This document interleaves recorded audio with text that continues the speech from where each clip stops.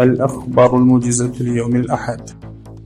قال المتحدث الرسمي باسم الإمارة الإسلامية ذبيح الله مجاهد: تظهر الأبحاث أن معدل التضخم في أفغانستان قد انخفض، وأسعار السلع في أفغانستان أقل من معظم البلدان النامية والمتقدمة في العالم. تظهر النتائج أن أفغانستان تتقدم على العديد من الدول المتقدمة في السيطرة على التضخم.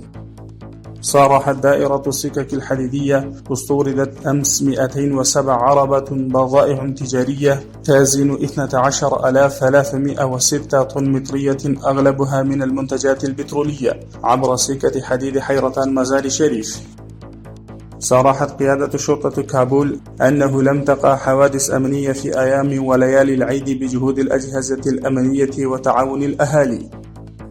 صرحت بلدية كابول: قد استطاع موظف قسم التنظيم بجمع ونقل القمامة الناتجة عن ذبح الحيوانات في مواعيدها خلال أيام العيد. قام مهندس من شركة أريانا أفغان ببناء طائرة لأول مرة التي تتسع ل4 أشخاص.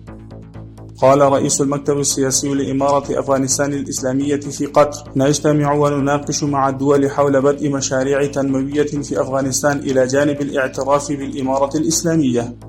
قام القنصل العام لأفغانستان في كراتشي عبد الجبار طخاري بزيارة السجناء الأفغان في باكستان، وقال إن الجهود جارية للإفراج عن جميع السجناء الأفغان من السجون الباكستانية.